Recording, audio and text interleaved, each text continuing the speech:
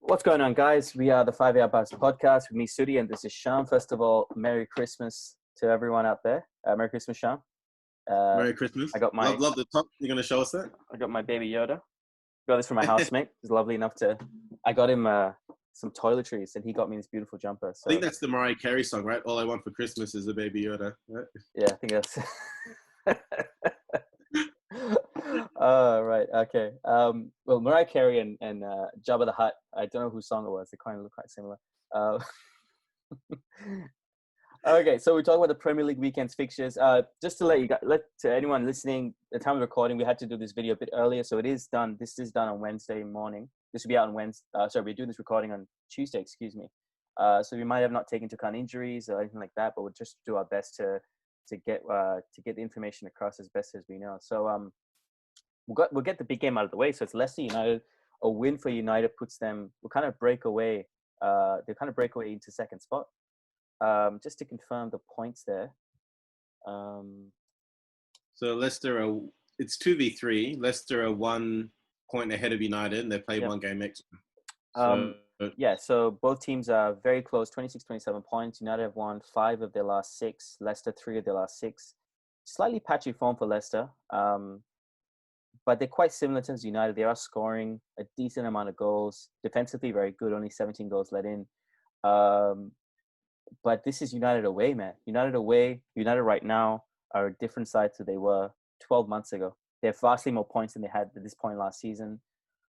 Mm-hmm. You feel the confidence coming through. We don't know what's going to happen with the Everton game midweek. As we said, we're recording this a bit early, but I almost feel that game will have no bearing in the same way the Red Bull game seems to have not affected the players 2 weeks ago. Where do you think the game's going? It's famous last words, but you do feel something brewing at United. And maybe that's just the over-optimism of, wanting them to do well. But and I honestly, I don't think it's enough to really challenge for the title or anything like that. But there's some really good form there. There's confidence in the camp. Yeah. They're getting less reliant on Bruno, even though he had a great game against Leeds. You do feel that, yeah. I do feel that. Overall, there are other people standing up. Yeah. Martial started to play well. Rashford's had a really good season. Cavani, Van der Beek, Pogba played well last time out. Less complaints about the defense in general. So everyone's getting a bit better, and that's all you can really ask for. Yeah. Leicester, 9 wins and 5 losses. They don't draw games. Yeah. And I think I worry a little bit about this game for United's perspective, because I do think that Leicester are very good at holding on to leads. Mm-hmm. I don't think if Leicester score first that United are going to be able to overhaul them. And Leicester have scored goals, like at least 2 or 3 games this season. They scored the first goal in the game from some sort of foul late in the first half. They haven't against Tottenham. Tottenham actually played decent in the first half, but the goal came from a penalty where Aurier just ran through. I think it was Madison or Vardy and got the penalty. So I just think that United will need to be switched on from the get-go. They can't rely on the coming from behind. I don't see that happening. Not against Leicester. The difference between Spurs and United, I guess, would be United used to have a route one to go, but you're right. There's less dependence on Bruno, and you just feel that the goal can come from anywhere. So there's a bit more kind of chemistry going on at United. But then again, Leicester, man, Leicester is a for me on paper, maybe bar Bruno, they're an equal side to United. They can match them punch for punch. They have a great manager, potentially a better manager than Oli. I mean, he's more experienced than Oli. So, anything that United put up, Rodgers will be able to kind of potentially predict and preemptively make decisions against. And Vardy's speed against Maguire is a massive thing. He likes sitting in that channel. He will run at Maguire all day. The guy shows no signs of slowing down. I think second top scorer in the league right now. Who's the top scorer? So Salah, Calvert-Lewin. Oh, second top scorer. So 3 players are second top scorer right now. He just seems to somehow always find a way to get on the score sheet, and not just to score. Like, he's not putting away the 5th of a 5-0 win. It's it's the important goals, heavy goals. It's the heavy goals. Yeah. I very confidently see United winning this game, though. I don't think it's going to be an easy game to win. I say confident. I think United are going to turn up.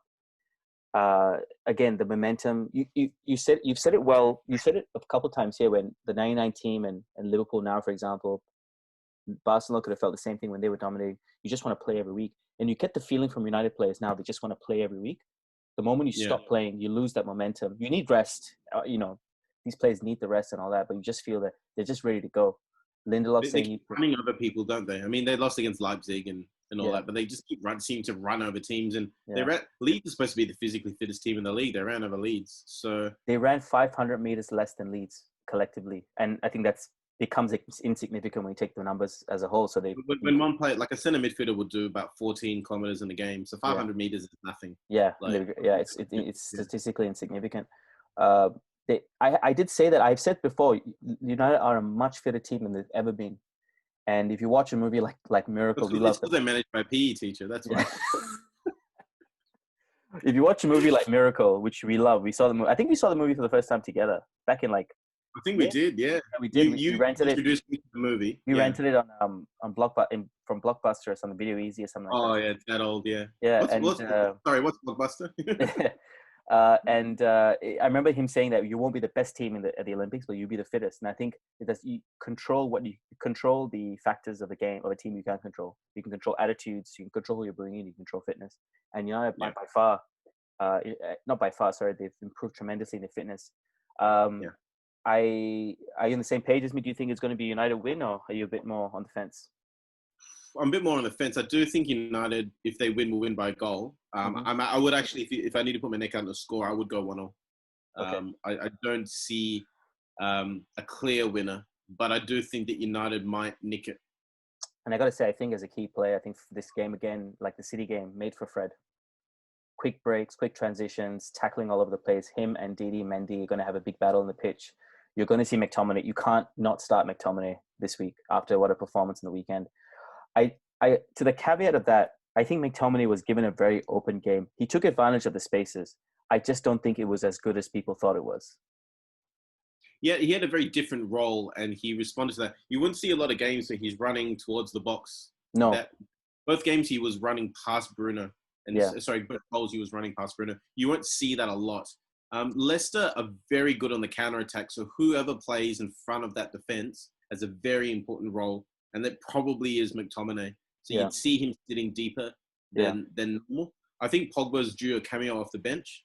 It's probably going to be Fred, McTominay, and Bruno. I think Pogba, if they need to score a goal late, can come on off the bench and produce a moment. Yep. So I think he is quite a potentially important player. Yeah. And the ability to, given Leicester will probably play 5-4-1, the ability to stretch Leicester wide on the right and stretch that defense. If they narrow in again, Leicester's just going to go, thank you very much. The ability to stretch the team wide on the right flank to allow Bruno drifts a bit left, Rashford a bit left, Martial a bit left.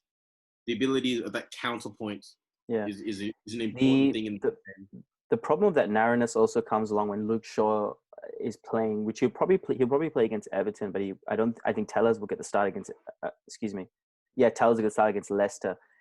Luke Shaw's positioning is very suspect. He comes in a bit too narrow. Defensively, sorry. He comes in a bit too narrow sometimes. He's almost sitting on Maguire's shoulder a lot of the times. So that could be potentially a problem for United when it comes to keeping that, getting a bit too narrow, because Wan-Bissaka, even though he's going forward, it's not the best. His positioning is actually quite good, which is why Tellers' ability to hit crosses in behind the Leicester defense is quite important. Yeah. I think that probably gives him the nod for that game as opposed to the League Cup. I think that Ollie will want him sitting a bit deeper and whipping balls over the top because they need to get. That would be one of their ways to get behind the defense. He looks like he's a fucking gangster, man, Tellers, and I love it. I love his whole look. I like everything about him. He's the guy that rocks off for street football when you play two-side with your friends. And you don't know him the first time. You know, who's this guy? And then he plays brilliant. And then I'll pick him. Yeah, the left-footed guy. That makes you pick him first, Okay, so shall we move? So you're picking a draw, I'm picking a win. Key player for you? I think Bruno's key. The whole game will center around him. I think Leicester are going to go at him hard. Everton tried getting him sent off at Goodison. I think something like that might happen again. And Everton's got that. I forgot his name, but the little midfielder, the classy athletic. You mean Leicester? Leicester, yeah. Sorry. And Didi. Yeah, his Indeed. battle against Bruno, the two shorter guys, is going to be a big battle. I think Marta might do a bit of a West Ham and come on and have a moment as well. They need players who can pick the locks, and Pogba and Marta can be important off the bench. But I think the Bruno and Didi battle is crucial. And Vardy against whoever he's defending against, that's very important. Maguire, I suppose. Yeah. Okay, moving on to the next game we want to talk about. The spiral continues, Shyam. Chelsea versus Arsenal. The battle for London. I think the pride of London at the minute has to be Chelsea, the better team, along with Spurs, I guess. But Arsenal, how the mighty have fallen, man, and it doesn't look like it's going to be turning anytime soon. No, we did cover in the last video. They've got who they're playing in the League Cup. So City, and then they've got Chelsea now. I don't think they got any easy fixtures coming up. And just keep going. I'll get their fixtures up. Deep trouble, I think. Chelsea, funnily enough, won their last game quite comfortably, 3-0. But all the press was about how Abraham's lacking confidence and Werner's lacking confidence, and it seemed a bit. I found the coverage of the game was quite weird, considering they seemed to win 3-0 quite comfortably. It was all about Werner needing to find form and all this sort of thing. It was just. I didn't feel like the narrative of the game fitted the scoreline. Sorry. I was going to sneeze. I think Lampard gets a lot of bad press, and I think because he's an English manager, he gets a lot of press. I heard this thing on True a lot of bad press, a lot of press. Sorry, he doesn't get positive press. He gets neutral. I think he gets a lot of flack for any loss or a win with a bad performance. He's a player as well. He did. Like, he wasn't a particularly loved player. Like, if you look at Steven Gerrard, everybody loved Gerrard. Lampard was not loved. He was an immediate darling. I think he was an immediate darling because of the people he played for as well. Mourinho never made it easy for his players. And the West Ham fans hated him. They thought it was not, was it? Nepotism. There's actually a great video of Harry Redknapp saying when Lampard's sitting next to him, they used to have these fan club interactions, and Redknapp saying, this guy will be the best midfielder ever in the Premier League. It's not far off at all. Yeah. And the fans were like, boo, boo. I remember. I've seen that one, I think he's very unfortunate to get a lot of bad press. He's done a reasonable job at Chelsea, given the resources. He should be doing better right now. Is he experienced as a manager? I don't know. There's a lot of questions into it, but I just think as a general principle, I think English managers do get a bit of a hard time compared to the rest. Rodgers is another one who gets a tough time. Yeah. Is he English, sorry? He's Northern Irish. He's British. I'm not going near whether that's. Well, the only I'm just trying to recall really quickly. British managers. No British managers won the Premier League besides Ferguson. Yeah, I mean, and that could even be it as well. He was not a media darling at times. I think as he got older, it was. But there were times where the media hated him. He banned the BBC as well. He banned the BBC from Old Trafford for years. Like 10 years. Hoddle, they gave a tough time to as well. Every England manager, in regardless of nationality, were given a tough job. So Chelsea coming into this game. Chelsea coming into this game just really quickly.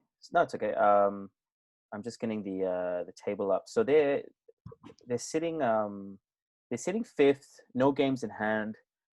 This win could potentially let me see.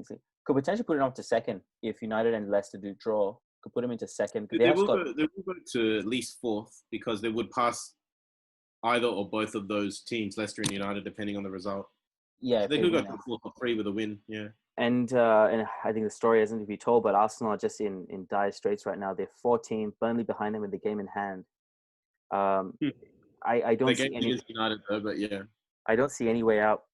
It is against United. Yeah, I don't see any way out for Arsenal at the minute. I think it's going to be a demolition by Chelsea. Really quick. Chelsea who don't play the game tomorrow against who don't play the League Cup game as well. Arsenal will be stretched a touch, even though they might play for youngsters. I just don't see a way out. One thing this Chelsea team does well is they smell blood. If they get a weakness and they get on top of you, they're very good at pounding the crap out of smaller teams, which Arsenal are right now, unfortunately, for them. Yeah. They won't like me saying it, but like you're 14th in the league and you don't have any immediate signs of improvement and haven't been in the Champions League for a long time. Yeah. The reality is, like, could you say right now that Leicester are ahead of Arsenal? You probably could. You know, that's the reality. I'm seeing 2 or 3-0. I think Chelsea win it comfortably. If they're in a mood, it could be a 5 or 6 goal thrashing. Depends on how. But they're saying Werner and Abraham are lacking confidence a bit. But an early goal could just turn that game into a massacre. I'm of the theory though, Sham. I'm of the principle. I mean that like in the same way Firmino doesn't. Oh, in the last few weeks he has, but in the same way people give shit to Firmino for not scoring enough, or Berbatov, even though he topped the scoring charts for the season. There are players just because you're a striker doesn't necessarily mean you have to score goals. And just because your team isn't scoring, like if your team is winning and your striker isn't scoring goals, fuck it. That means the strikers are doing something right to make sure other people are scoring goals. That's Yeah. the way I see it. If you score 60 goals in a year, striker scores 2 and you win the league, who gives a fuck? And I think this onslaught on Werner and Havertz, who are outstanding players, who are only going to make the league better, it's typical it's typical football media, sports media to slaughter these The guys. young players come from other countries and they're seen as easy targets. It's almost bullying, you know? Yeah, it is bullying for sure. And you're looking at Tammy Abraham, who, with the right nurturing, could be England's number 9. Alongside Calvert-Lewin and Harry Kane. He could be the next kind of Drogba kind of player for Chelsea. But all this bullying just doesn't help, man. It doesn't help anyone. So I rate Abraham quite highly. He's still pretty young. I think he could be like they talk about guys like Welbeck and Iwobi. I think he's more than that. I think he can play to a higher level. I think I think so too. Yeah. if they with the right could turn into a very important player for Chelsea for 23. 23, yeah. I mean, Drogba came to Chelsea 25, for example, and we know him as potentially the greatest ever Chelsea player, if not one of the greatest foreign players in the league. And there's something to be said for playing for your hometown team as well. Abraham he's a Chelsea lad. Yeah. So yeah, I think we're both on the same page here. This kind of, I don't even think there'll be a key player. I think it'll be a tidal wave that no one in Arsenal can stop.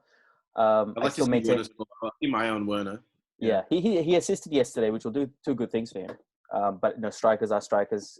Personally, not talking about the team, like they do want to score, and he's that kind of player.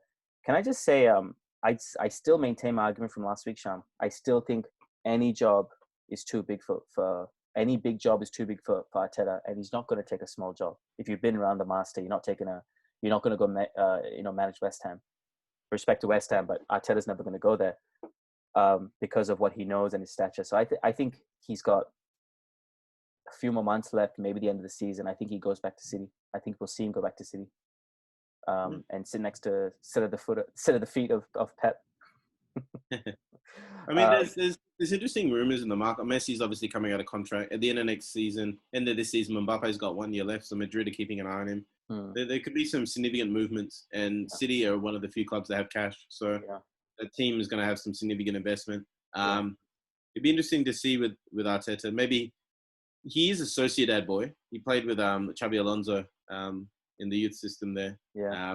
He could potentially manage them. I don't see him managing a smaller club than that, though. Is he not a La Masia guy? He is La Masia, isn't he? Well, he was, but he couldn't get into the first team. So he ended up going to Sociedad. He actually played with Ronaldinho at PSG as well. Yeah. All right, so last game we want to talk about today was Spurs Wolves.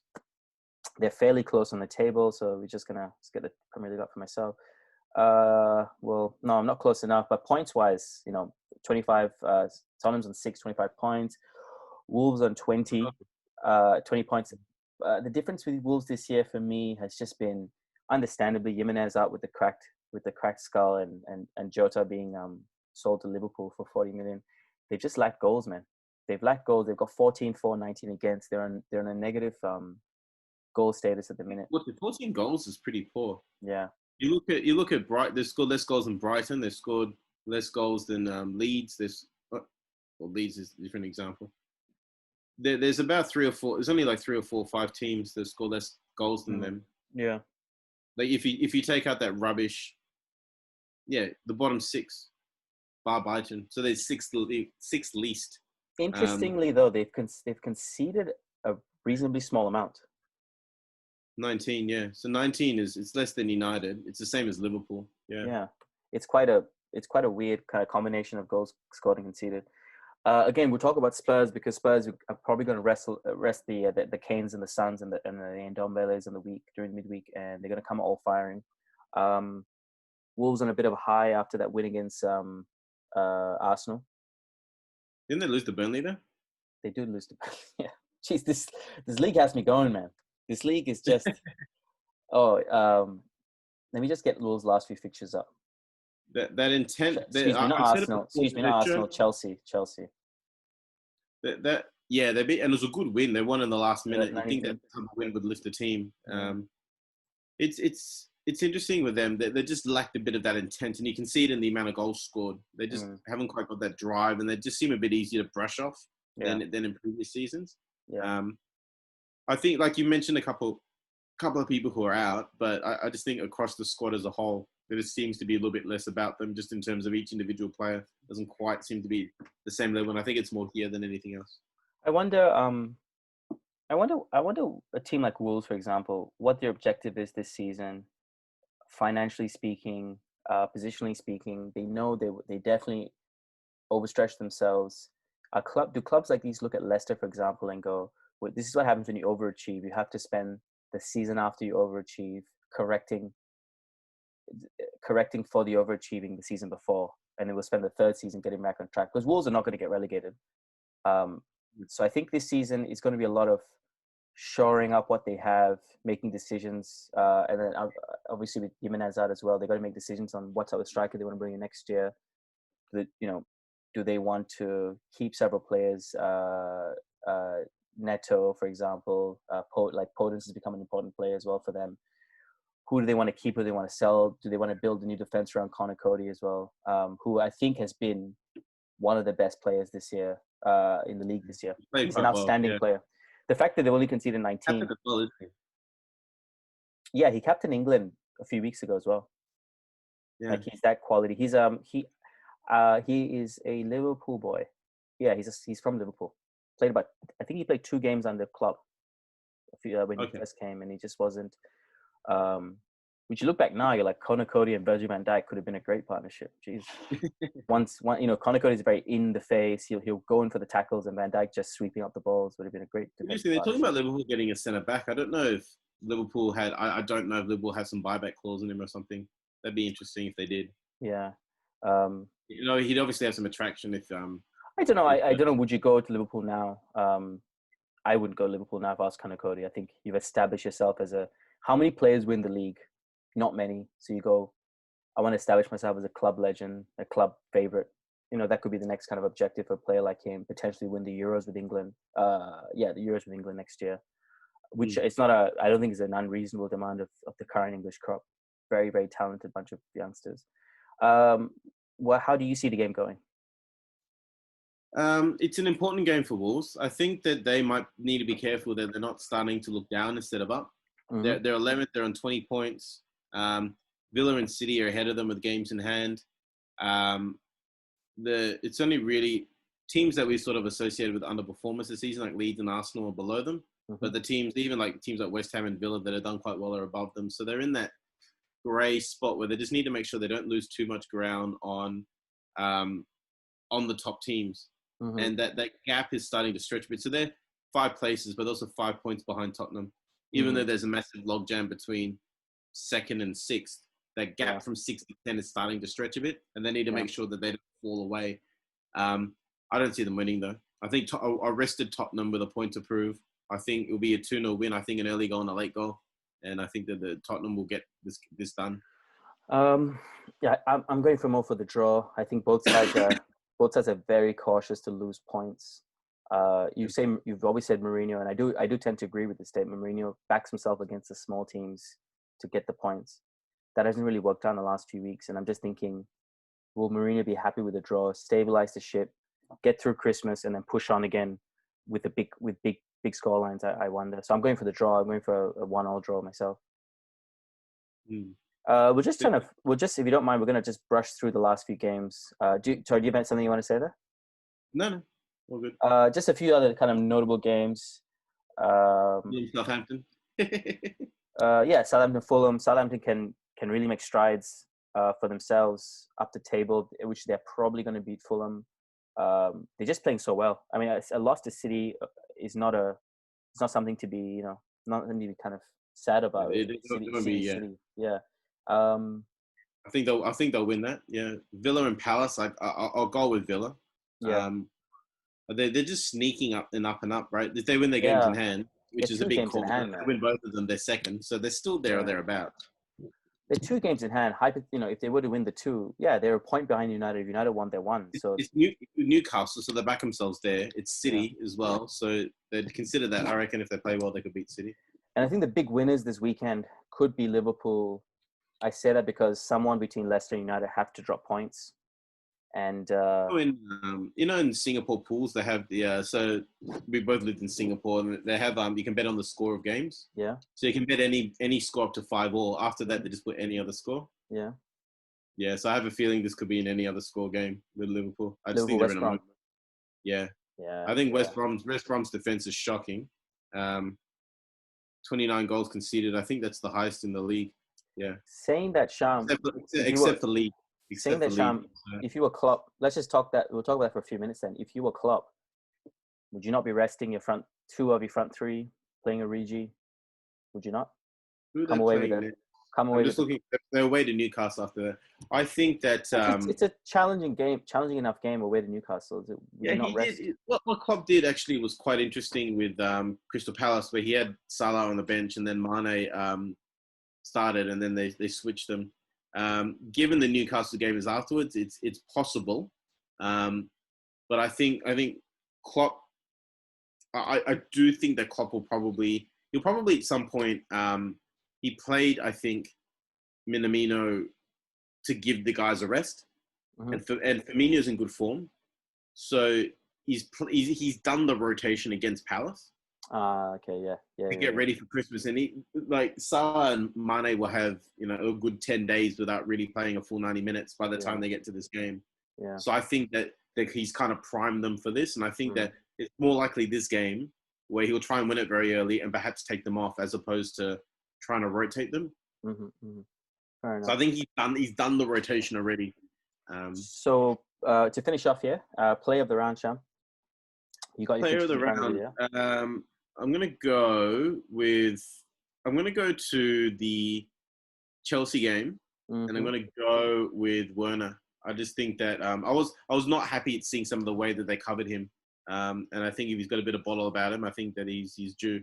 I think it would be great for him to go against Arsenal. I have 2 this week. I look at the Villa game, and I think Troy Deeney said if you're going to consider United title favorites, you got to put Villa in the category as well. Title challengers, excuse me. I'm going to go Jack Grealish for Villa. Jack Grealish, he's one of the best performing players in the league. If not by stats, apparently he's the best in the league this season.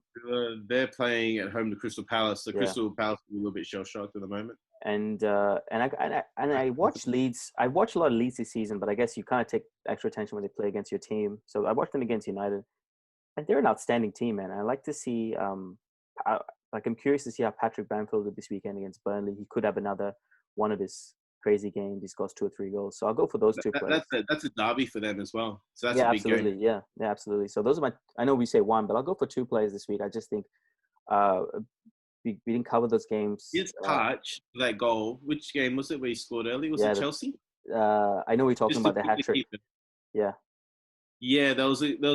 I don't know who it was, but the ball on top, he jinxed it with his left past the keeper, but with perfect control that he can just knock it in his stride, as opposed to knocking it and then having to run to the byline and knock it in. Like, he just had perfect control. He has a good Bergkamp quality about it. Good touch for a big lad. Good touch for a big lad.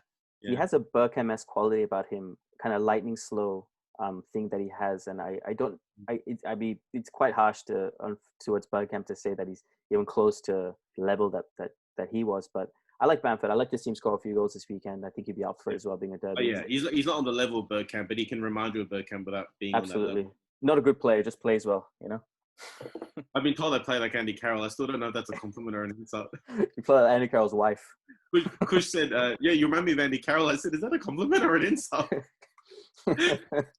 You both are vegetarian. All right. On that note, don't forget to like and subscribe. Thanks so much for watching. We are the 5-Yard Pass. My name is Suddy. This is Shyam. Enjoy the football weekend this weekend, guys. It's a big one. Keep football simple. And as always, keep passing. Cheers, guys. Cheers.